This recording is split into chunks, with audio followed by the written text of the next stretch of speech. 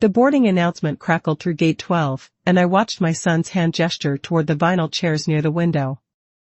"Just sit in the lounge, Mom. We'll handle check-in."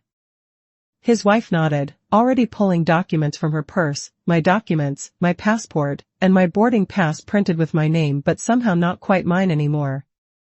I settled into the chair, feeling the cool metal frame through my coat. Around me, families shuffled forward in neat lines, each person clutching their own papers, their own proof of where they belonged. The gate agent's voice called again, "Group A, please approach the counter." That was us. That was me. But I remained seated, watching my son present 3 boarding passes like a dealer laying cards. The slight was so small, so reasonable. Who wouldn't want help navigating the chaos of modern travel? Who wouldn't appreciate someone else handling the logistics? But as I sat there, watching strangers half my age manage their own journeys with quiet competence, something shifted in my chest. A recognition, sharp as the airport's fluorescent lights. Dignity is not a lounge you wait in. The words formed themselves before I could stop them, settling into the space between my ribs like a stone dropped into still water. I watched my daughter-in-law hand over my identification and watched the gate agent's eyes flick toward me briefly before returning to the transaction. I was present but not participating, included but not consulted. The keys to my own journey had been quietly transferred to other hands, and I hadn't even noticed when I'd let them go. Through the terminal window, planes taxied in orderly lines, each following its own path to the runway. I pressed my palm against the glass, feeling the vibration of engines, the pulse of movement that belonged to everyone except me. In 10 days, everything smelled of lilac again. The bowl on my kitchen table held fresh sprigs, their purple clusters catching morning light through windows I had opened myself, with keys I had chosen, in a house where my name appeared alone on documents that mattered. The tea in my cup steamed upward in spirals I could watch without interruption, without someone suggesting I might prefer coffee, or that the temperature was too hot, or that perhaps I'd had enough caffeine for one day. 10 days. Not months of therapy or years of gradual change, but 10 ordinary days that had somehow rearranged the furniture of my life. The locks had been changed, a simple thing, really, just a matter of calling the right number and writing the right check.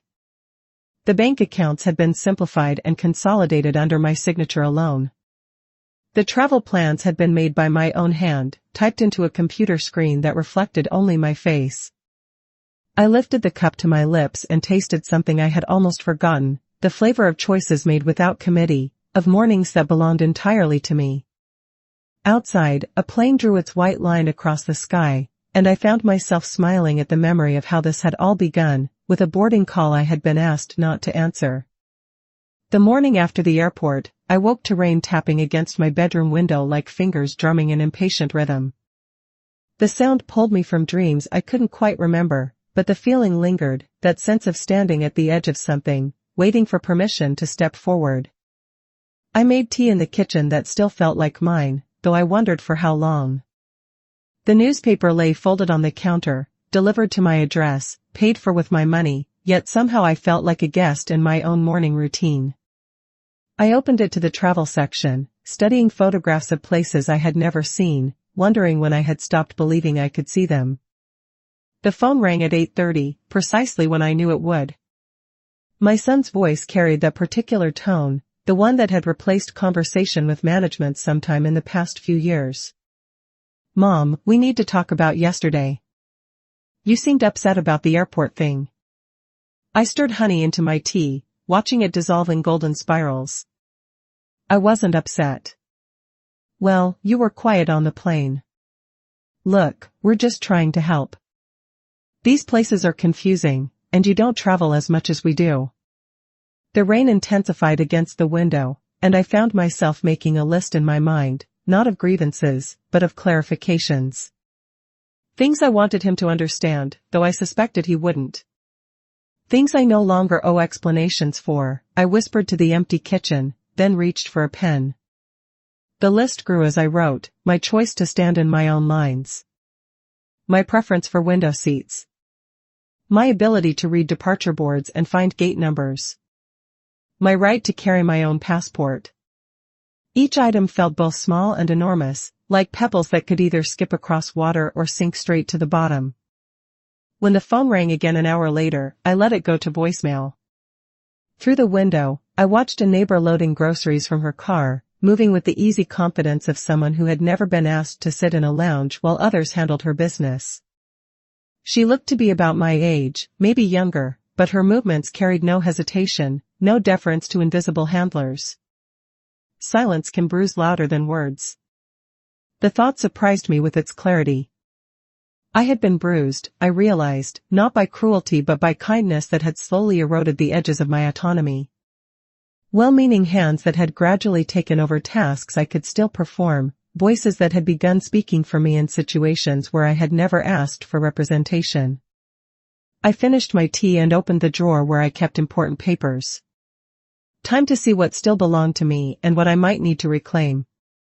The decision came not with fanfare but with the quiet certainty of water finding its level.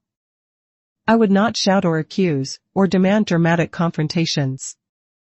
I would simply begin doing things differently, one small administrative act at a time. The drawer opened with a familiar creak, revealing the archaeology of my adult life, insurance policies, bank statements, the deed to this house, medical records, and investment summaries.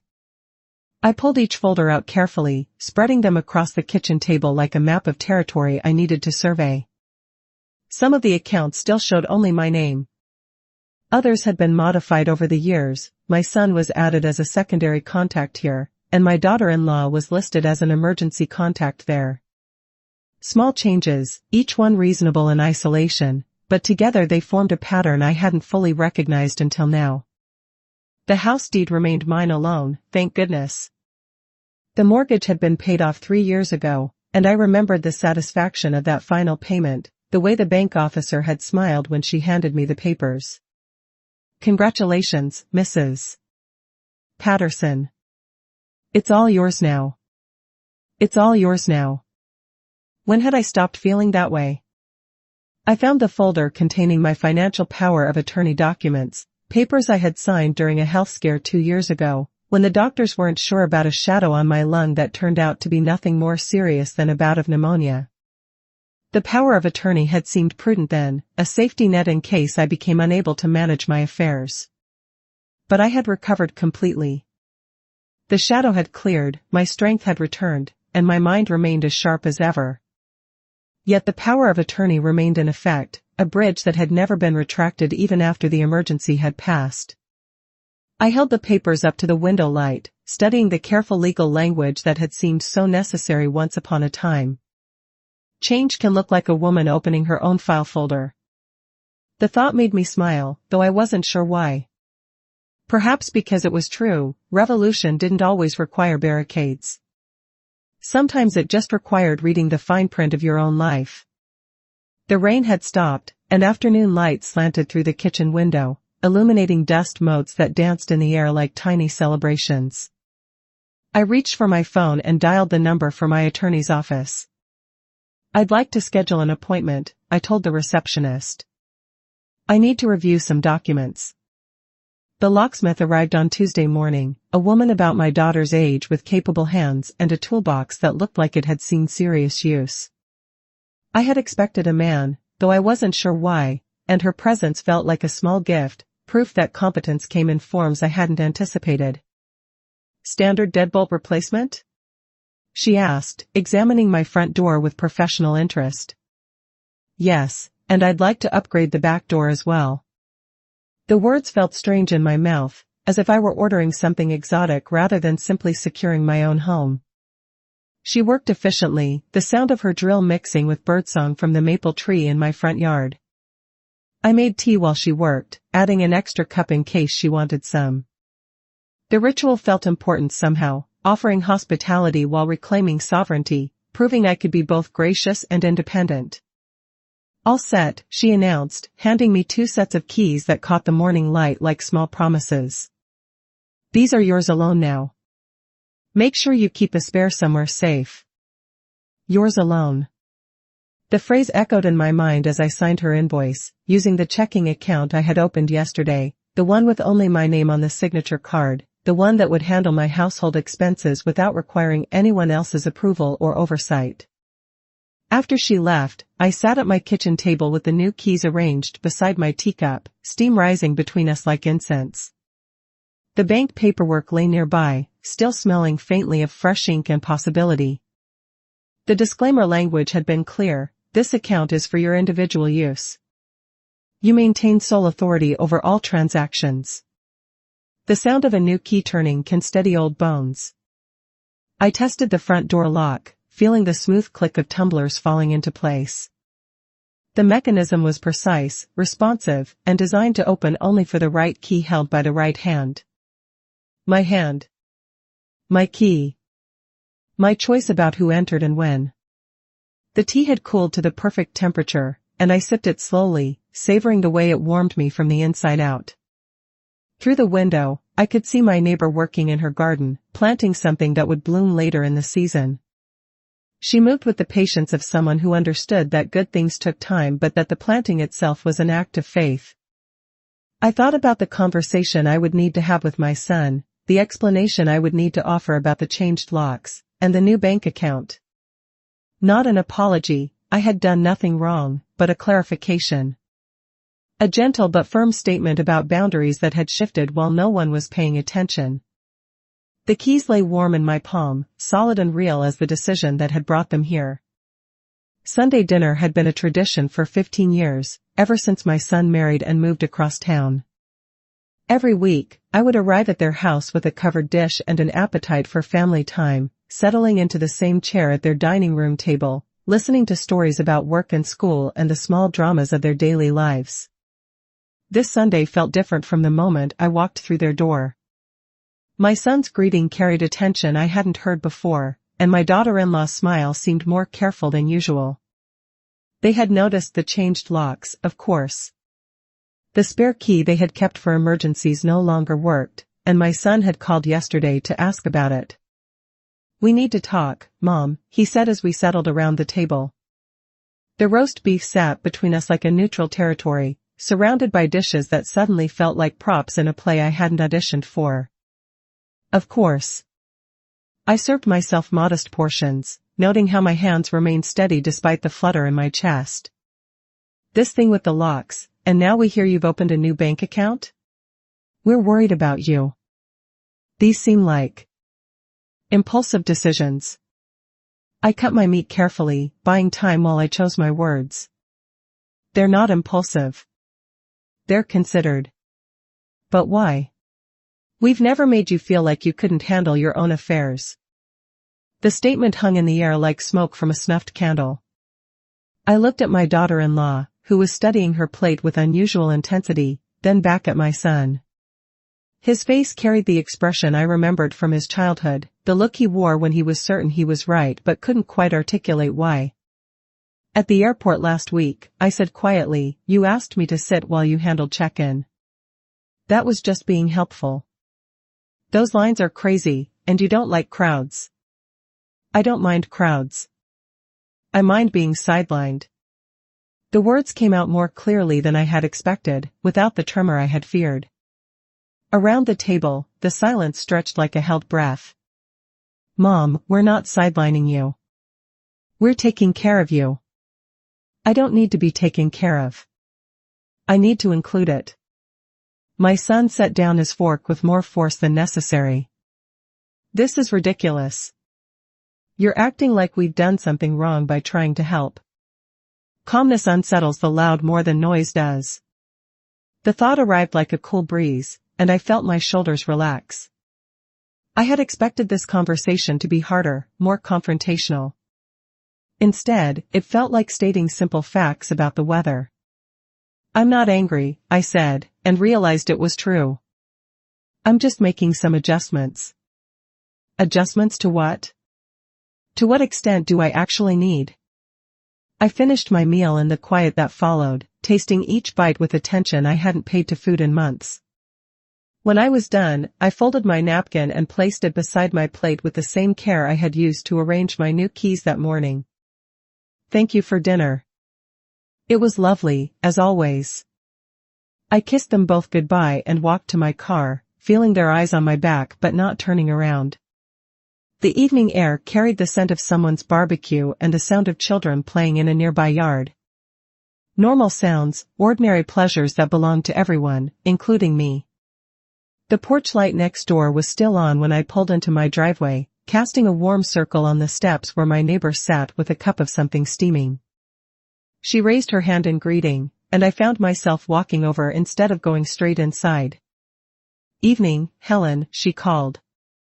"How was dinner with the family?" Margaret was perhaps 5 years younger than me, a widow who had moved to the neighborhood 2 years ago after selling the house she had shared with her husband for 30 years. We had exchanged pleasantries over the fence, borrowed cups of sugar, and shared observations about the weather, but we had never really talked. "Interesting," I said, settling onto the step beside her. "Mind if I sit for a minute?" "Please do." I was just enjoying the quiet. She gestured toward the street, where the last light of day was fading into the soft blue of early evening. "Can I get you some tea?" I made a whole pot. The offer felt like exactly what I needed, and I accepted gratefully.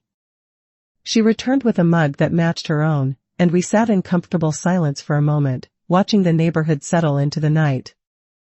"I changed my locks this week," I said, surprising myself with the admission. Margaret nodded as if this were the most natural thing in the world. "Good for you. I did the same thing when I moved here. There's something about having keys that only you control." "My son thinks I'm being impulsive." "Are you?" I considered the question, rolling it around in my mind like a smooth stone. "I think I'm being deliberate for the first time in a while." "That can look like the same thing to people who are used to making decisions for you." Her words carried no judgment, just observation, and I felt something loosen in my chest. Here was someone who understood without needing explanation, who saw the difference between impulse and intention. "I opened a new bank account too," I continued. "And I'm thinking about taking a trip." "Where to?" "I don't know yet. Somewhere I choose." Margaret smiled, and in the porch light, her face looked younger than her years. "I went to Ireland last spring. First time I'd traveled alone in decades. It was terrifying and wonderful." "How did your family react?" "They worried. They offered to come with me. They suggested group tours and travel insurance and a dozen other ways to make it safer and less mine."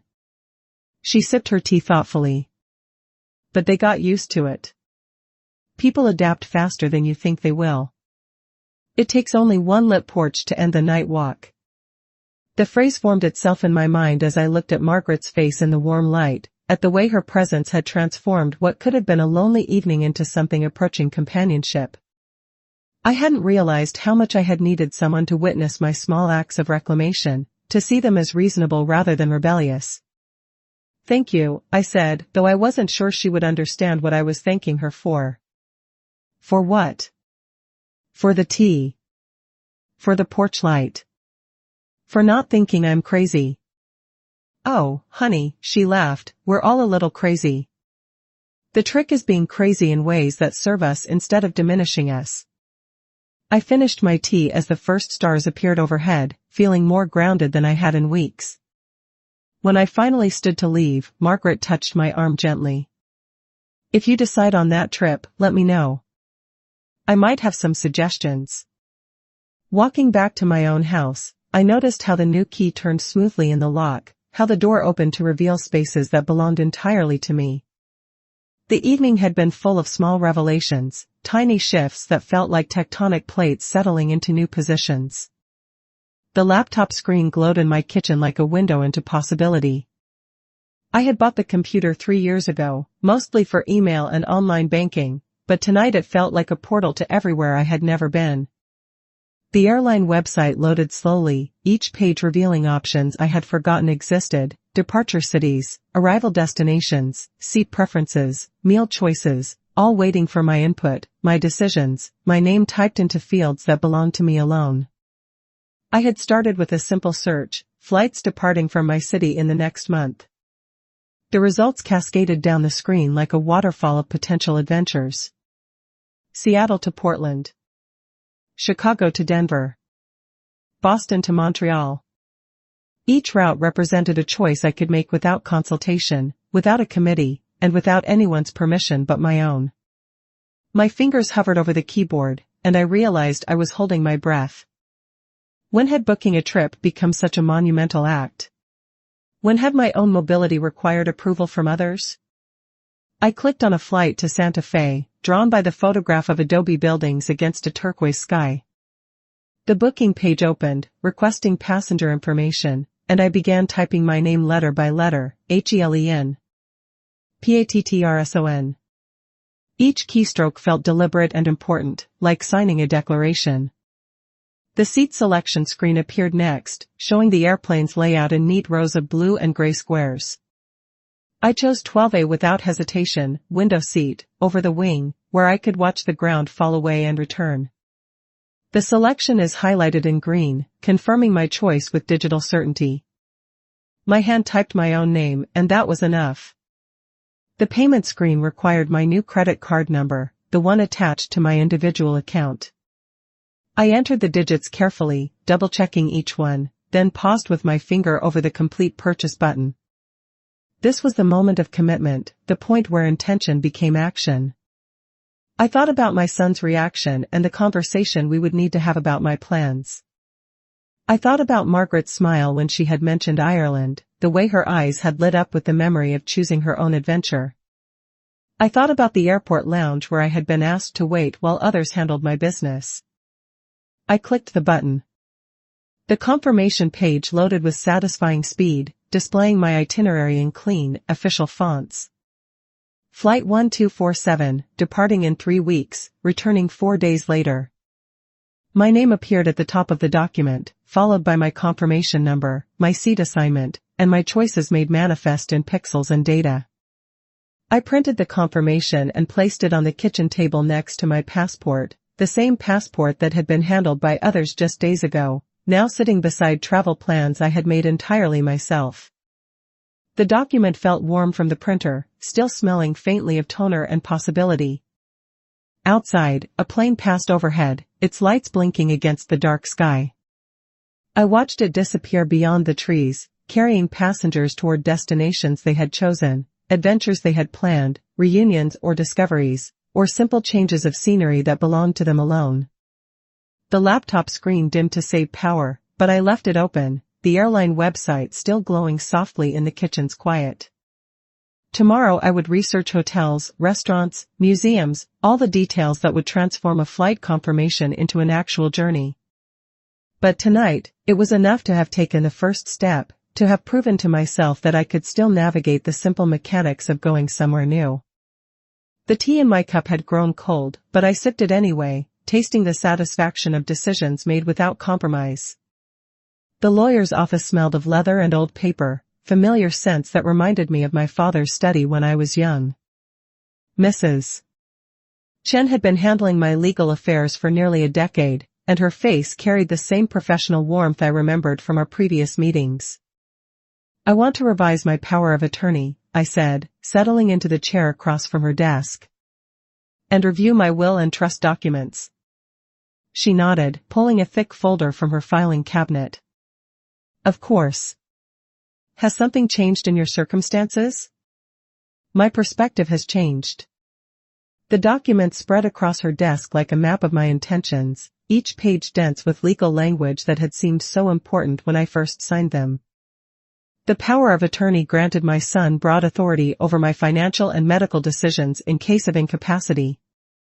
The will divided my assets according to plans we had made when my health scare had seemed more serious than it turned out to be. I want to narrow the scope of the power of attorney, I explained.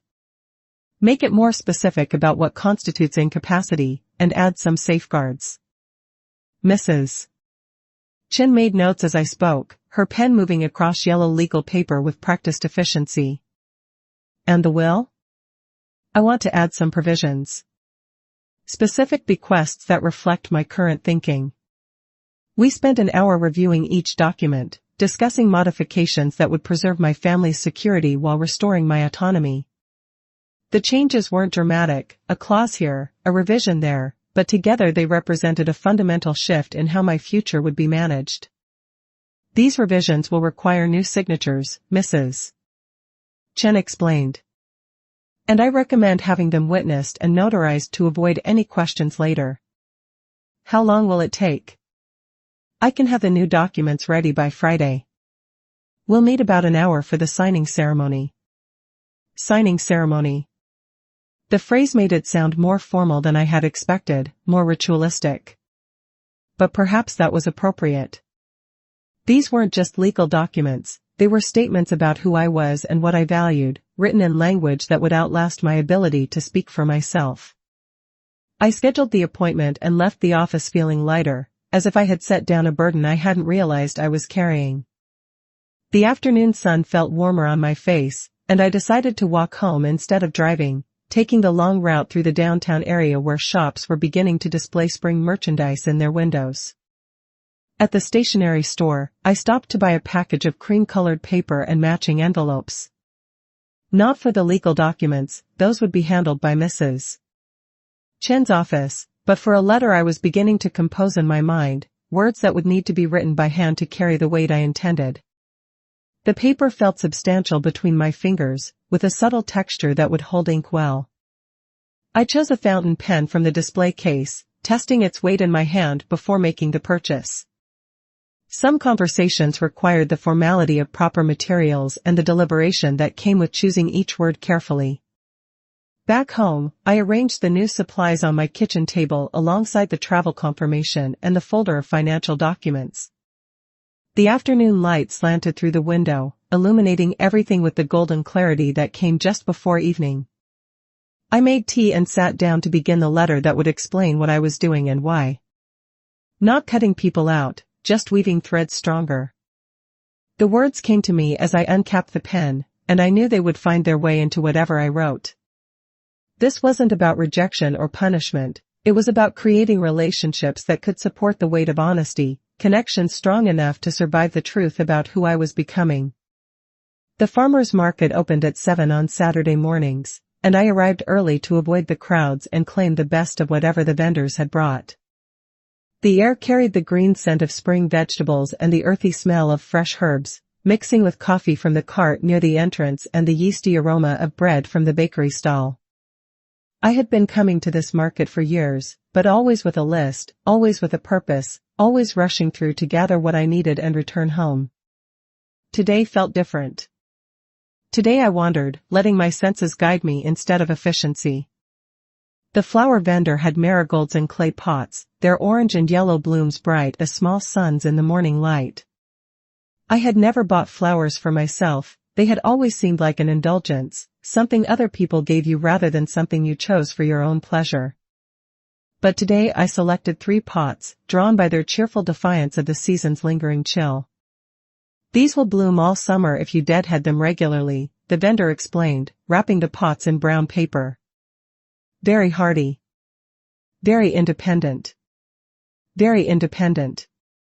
The description made me smile as I counted out coins from my purse, feeling the weight of the small transaction in my palm.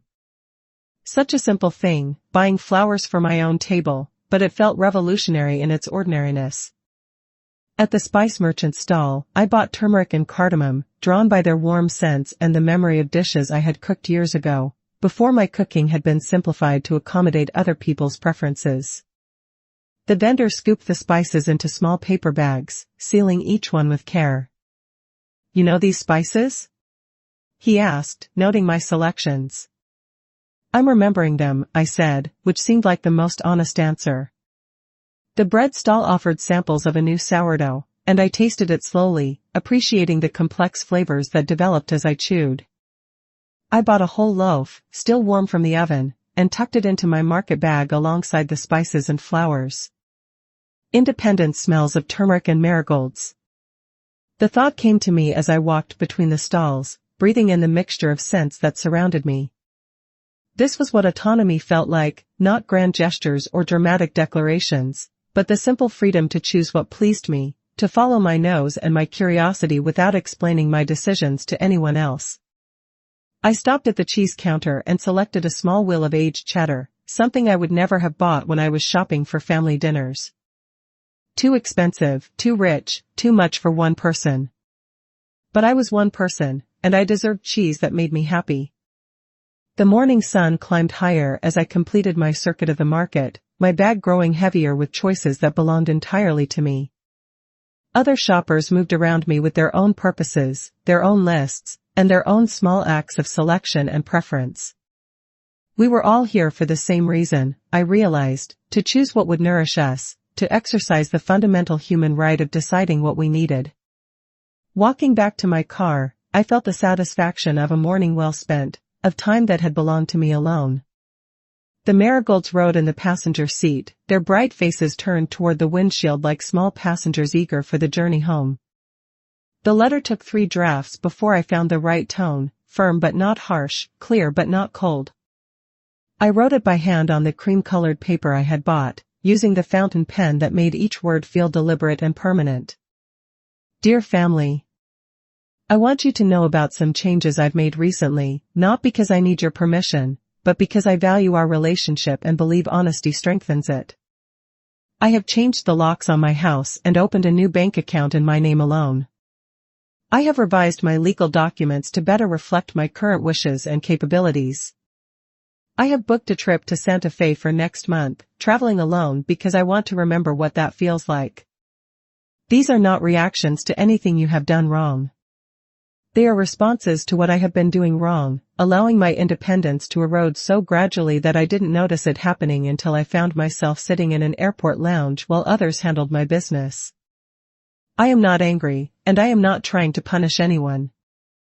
I am simply reclaiming territory that belongs to me, adjusting boundaries that have shifted without my conscious consent. I love you both, and I love my grandchildren. That love is not conditional on your approval of my choices, just as I hope your love for me is not conditional on my compliance with your preferences. I will continue to join you for Sunday dinners when I am in town, and I will continue to be available for genuine emergencies. But I will no longer pretend that I need management when what I actually need is respect for my continued competence. I hope you can understand this, but I will proceed regardless of whether you do. Some decisions are too important to be made by a committee. With love and clear boundaries. Mom. I read the letter 3 times, checking for any trace of bitterness or blame. The tone felt right, direct but not defensive, loving but not apologetic. I folded it carefully and placed it in one of the matching envelopes, writing my son's name on the front in the same careful script. The letter sat on my kitchen table for 2 days while I considered whether to mail it or deliver it in person. Finally, I decided on a middle path. I would leave it on their dining room table during Sunday dinner, where they would find it after I left.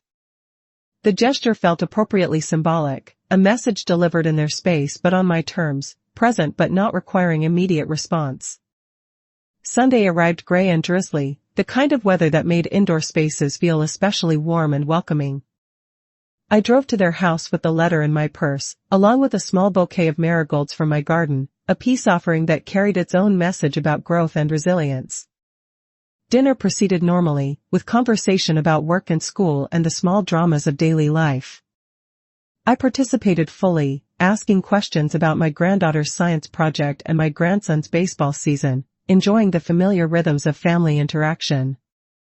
But underneath the normalcy, I felt the weight of the letter in my purse, the knowledge that this evening would end differently than usual. When it was time to leave, I excused myself to use the bathroom and slipped the letter from my purse, placing it on the dining room table where they would see it when they cleared the dishes.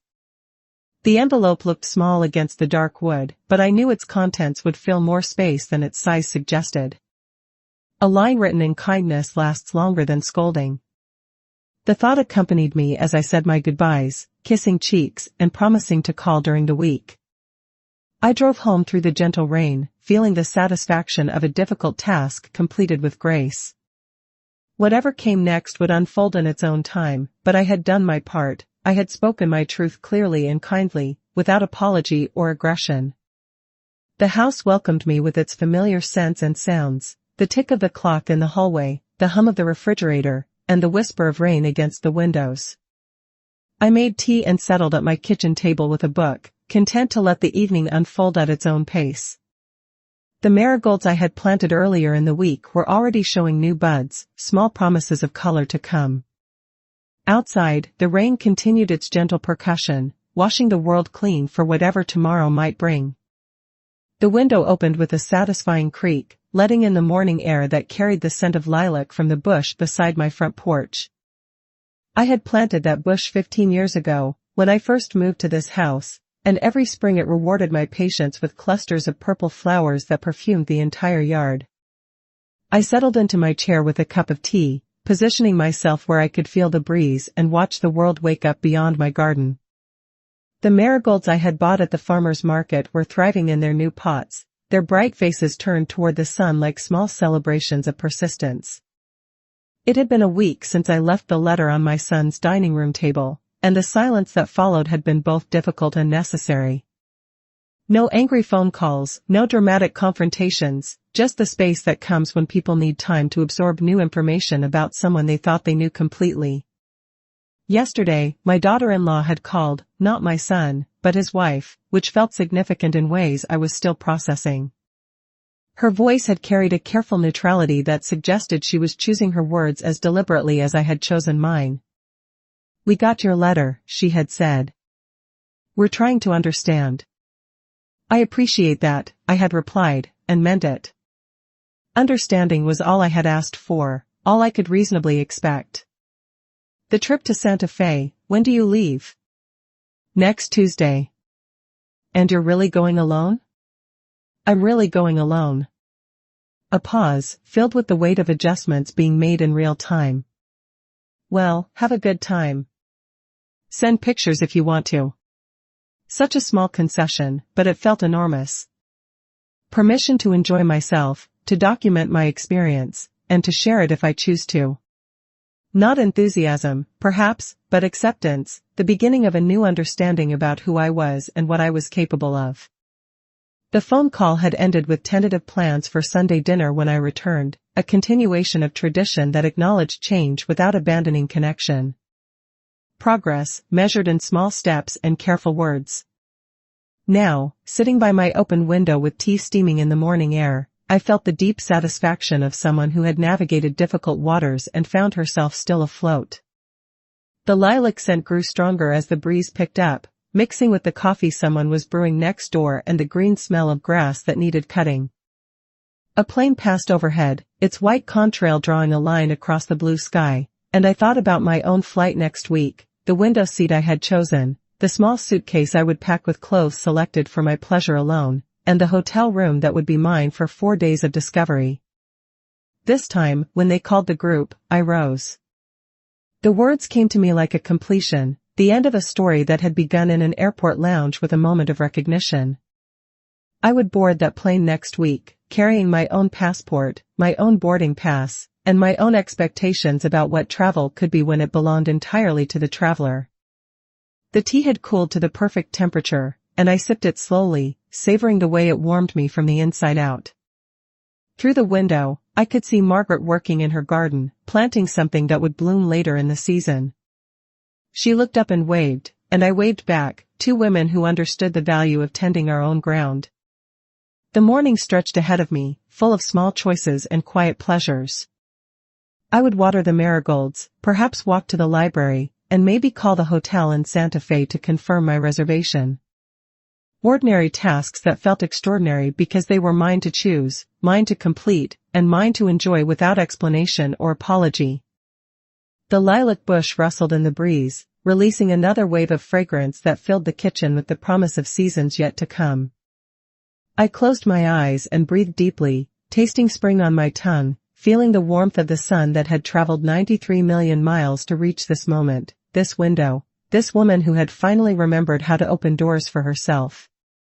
The clock on the wall ticked its steady rhythm, marking time that belonged to me. Minutes I could spend however I chose, hours that stretched ahead without agenda or obligation. I thought about the book waiting on my nightstand, the recipe I wanted to try with the turmeric I had bought at the market, and the phone call I might make to Margaret about restaurant recommendations in Santa Fe. Small things, all of them. unremarkable in their ordinariness. But together they formed the texture of a life lived deliberately, choices made with intention rather than habit, and days shaped by preference rather than expectation. The breeze carried the sound of children playing in a nearby yard, their laughter mixing with birdsong and the distant hum of traffic. Life continued its ancient patterns while I sat in my kitchen, drinking tea and breathing lilac-scented air, feeling more present in my own existence than I had in years. I opened my eyes and looked at the travel confirmation still pinned to my refrigerator, at the marigolds blooming on my windowsill, at the keys hanging by the door, keys that opened locks I had chosen, spaces that belonged to me alone. Evidence of a quiet revolution, a gentle reclamation of territory that had never really been lost, only temporarily forgotten. The phone rang, and I let it ring 3 times before answering, not from reluctance but from the simple pleasure of choosing when to respond. Hello? Mom? My son's voice, careful but not cold. I was wondering if you wanted company for dinner tonight. Nothing fancy, just. I thought we could talk. I looked out the window at the day spreading before me, full of possibility and choice. I'd like that, I said, and meant it. Come around 6. I'll make something good. After I hung up, I sat for a moment longer in the lilac-scented air, feeling the satisfaction of a conversation that had been offered rather than demanded, accepted rather than endured. Progress, measured in small courtesies and mutual respect. The morning was still young, and I had hours to prepare, not just dinner, but also the space for a new kind of conversation, one between adults who were learning to see each other clearly. I finished my tea and stood, ready to begin whatever came next, carrying with me the knowledge that I had found my way back to myself. Outside, the world continued its ancient dance of growth and change, seasons turning, flowers blooming, and planes drawing their lines across the sky toward destinations chosen by the travelers themselves. And here, in this kitchen filled with lilac and possibility, I was finally ready to join that dance again, to move to rhythms I had chosen, to destinations that called to me alone. The window remained open, letting in the world. The teacup sat empty, ready for the next ritual. The keys hung by the door, waiting to unlock whatever came next. If this story found you at the right time, share it with someone who needs it.